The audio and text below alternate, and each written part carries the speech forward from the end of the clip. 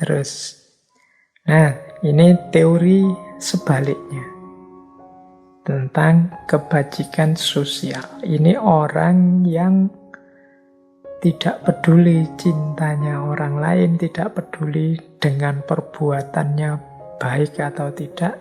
Orang yang hanya mencari keuntungan saja. Kata Cicero begini, orang yang mengambil sesuatu dari orang lain dan meningkatkan keuntungannya sendiri dengan mengorbankan keuntungan orang lain, ia lebih buruk daripada kematian, daripada kemiskinan, daripada penderitaan yang mungkin menimpa tubuh atau hak milik eksternal lainnya.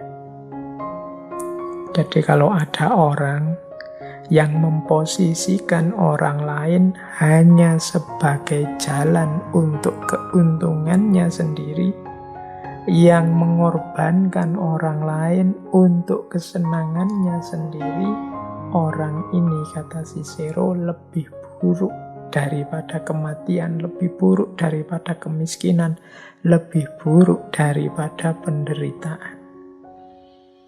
Ya bahasa lainnya nih, orang yang sangat-sangat buruk. Orang yang tidak memikirkan kebaikan orang lain, orang yang tidak menjalankan kebajikan tapi hanya mencari keuntungan. Kata Cicero, rumusnya orang hidup itu tidak begitu. Kata Cicero, alam dengan hukumnya menetapkan bahwa seorang manusia harus bersedia mempertimbangkan kepentingan orang lain, siapapun ia, dengan alasan mendasar, yakni karena ia adalah manusia. Jadi hukum alam ini, sunnatullah dalam kehidupan di muka bumi ini, tentang kehidupan antar manusia, ya setiap orang tidak boleh cuek, tidak boleh abai terhadap kepentingan yang lain. Saling menghargai, saling menghormati, tidak saling mengganggu, tidak saling menipu, memanipulasi. Setiap orang dengan kepentingannya sendiri, dengan tujuan-tujuan, dengan keinginannya sendiri, ya kita tidak boleh mengambil keuntungan atau mengorbankan yang lain hanya untuk keinginan kita. Mengapa tidak boleh? Karena kita dan mereka sama-sama manusia. Karena sama-sama manusia, sangat tidak terpuji kalau kita merugikan dia hanya untuk kepentingan kita. Rasa sakitnya sama kalau dibalik orang lain merugikan kita hanya untuk kepentingannya. Nah, itu kan kita mesti rasanya sakit luar biasa. Oleh karena itu, biar tidak terjadi saling sakit menyakiti, yuk antar sesama ini tidak saling mengobjekkan, tidak saling mencari keuntungan sendiri-sendiri. Tapi yang kita lakukan bersama adalah saling membantu, saling mendukung, saling mencapai keinginan, kebahagiaan bersama-sama. Tidak hanya kesenangan kita sendiri.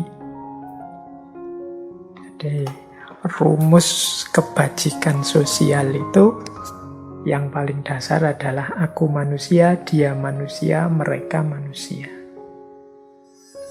Jadi tidak harus lebih dulu. Kadang-kadang kan kita itu melihat orang itu labelnya dulu. Ini orang ini dari kelompok mana, orang ini aliran apa, orang ini grupnya siapa.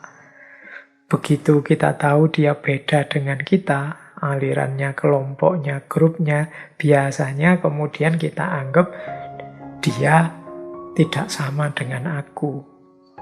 Kita lupakan status manusianya, kita anggap dia dalam tanda petik seperti bukan manusia. Dan kita merasa bebas menyakitinya, kita bebas mencacinya, kita merasa bebas menjelek-jelekkan, menjatuhkannya. Kita lupa golden rule. Dalam golden rule itu aturan emas dalam dunia moral akhlak, bahwa jangan lakukan apapun yang kalau dilakukan padamu engkau tidak mau.